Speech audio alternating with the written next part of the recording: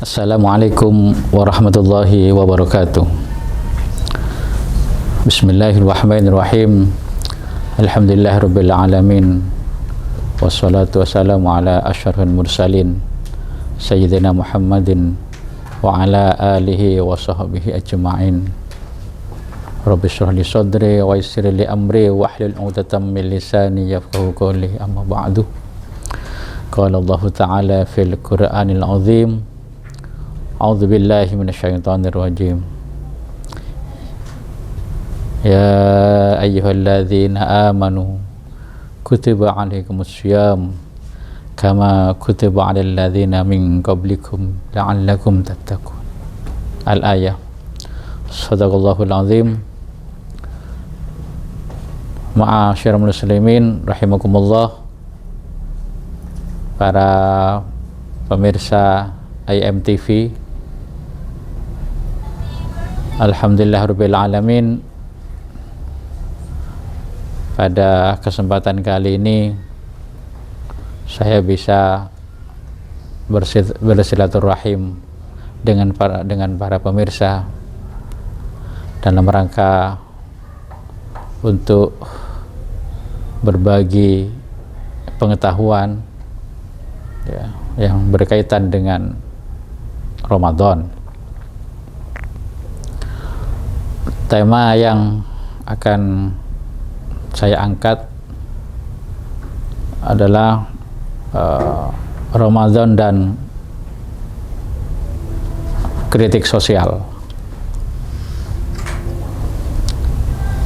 Konteks dari tema ini adalah bahwa kehadiran Islam itu dalam rangka untuk memuliakan manusia.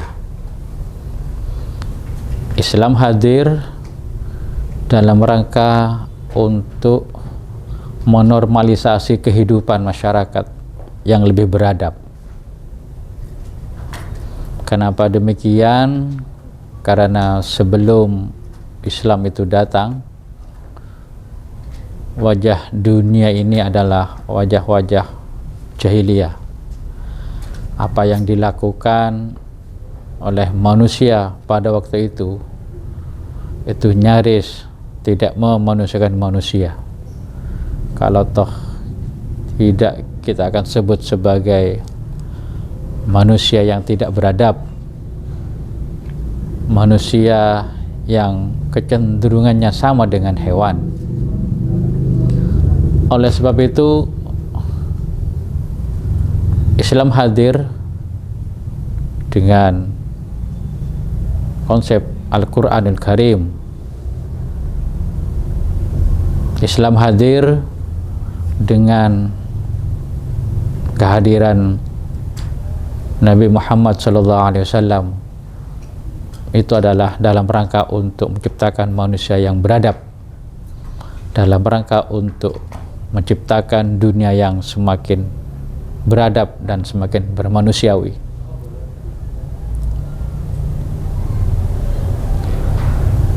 Dalam konteks kekinian, ya, puasa itu tidak serta-merta bertujuan untuk menahan lapar dan dahaga. Tapi puasa itu adalah sebagai konstruksi bagaimana manusia itu kritis terhadap kondisi saat ini. Itu artinya apa? Bagi saya,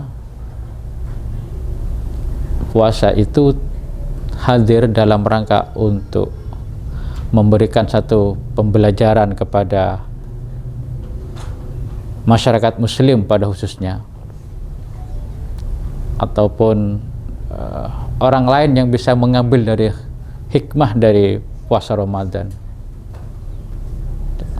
Salah satunya adalah bagaimana kita ini mengkonstruksi puasa yang dimaknai dengan menahan diri, yaitu menahan diri dari perilaku-perilaku hedonis, perilaku-perilaku yang hidup mewah, perilaku-perilaku yang hidup di luar batas kewajaran.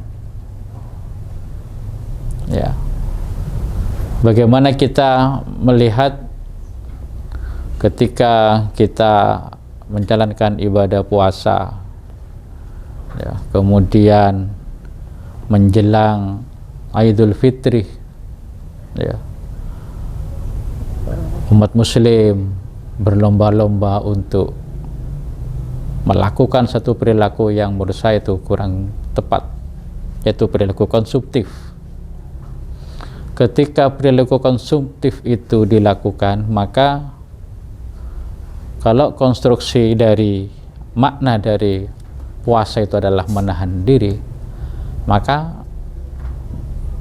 kita perlu merefleksi juga apakah puasa kita ini benar-benar menahan hawa nafsu,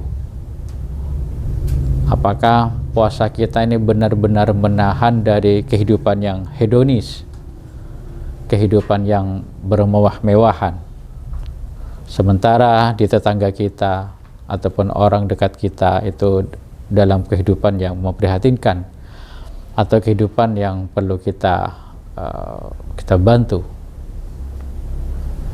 Kita melihat bahwa kehidupan yang seperti itu sepertinya kita masih belum sadar, ya, sepertinya kehidupan yang hedonis, mewah, bermewah-mewah gitu ya, dengan baju yang semua serba baru gitu ya, dengan sajian yang serba mewah gitu ya.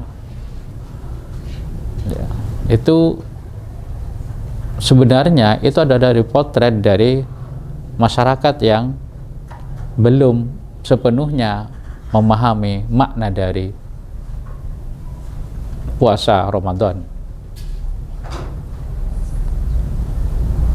Sisi lain, bahwa ketika kita melakukan puasa Ramadan, perut kita lapar, tubuh kita lemas. Hikmah di balik itu adalah kita ini oleh Allah diberi hikmah. Itu loh rasanya orang yang kelaparan.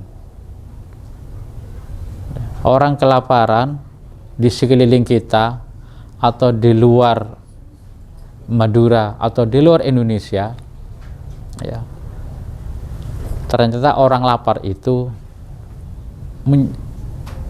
bikin kita lemas atau bikin kita sakit.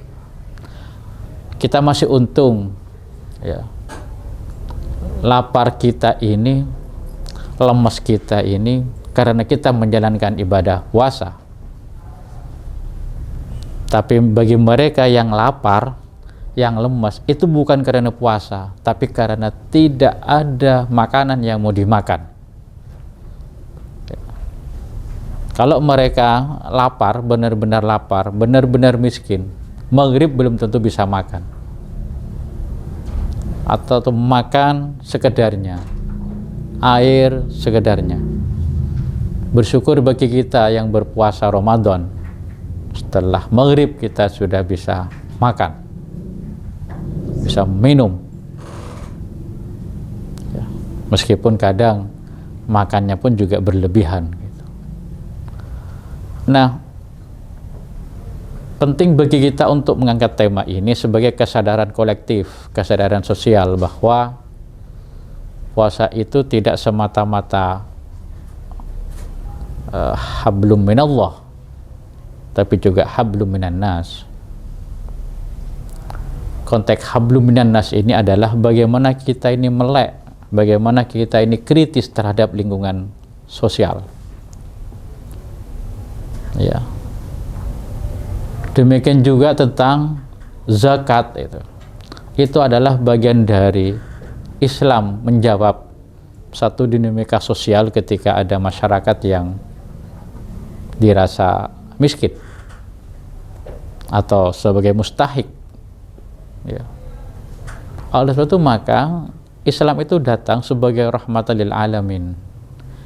Islam datang itu untuk memperkuat basis keadilan, ya, adil, baik adil kepada dalam perspektif vertikal maupun horizontal. Oleh sebab itu maka dalam diskursus puasa dalam kritik sosial ini, bagaimana kita sekarang membangun sebuah kesadaran kolektif, bagaimana puasa yang kita lakukan ini itu tidak semata-mata untuk hubungan kita dengan Allah, tidak semata-mata karena kewajiban dari Allah, tapi di balik itu adalah jangan lupa kita punya kewajiban untuk melihat lingkungan sosial, baik itu masyarakat yang sedang miskin, masyarakat yang sedang kelaparan, itu juga harus kita bantu.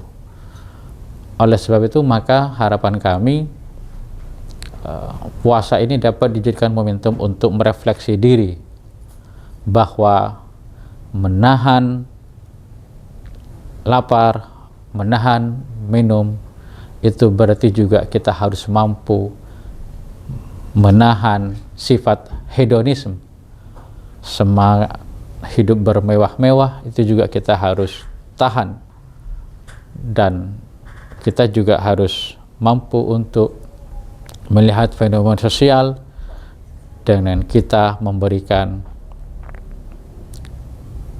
bantuan ataupun hal-hal yang bersifat positif terhadap lingkungan kita. Oleh sebab itu harapan kita semoga puasa kita ini, yang pertama semoga diterima oleh Allah, yang kedua adalah setelah puasa bangunan sosial, bangunan humanisme, semangat membangun kemanusiaan, berkeadilan, manusia yang beradab, dan manusia yang setiap harinya, ya, dalam berpartisipasi membantu masyarakat yang membutuhkan, itu semakin meningkat. Saya rasa itu adalah sebuah keberhasilan kita di dalam berpuasa.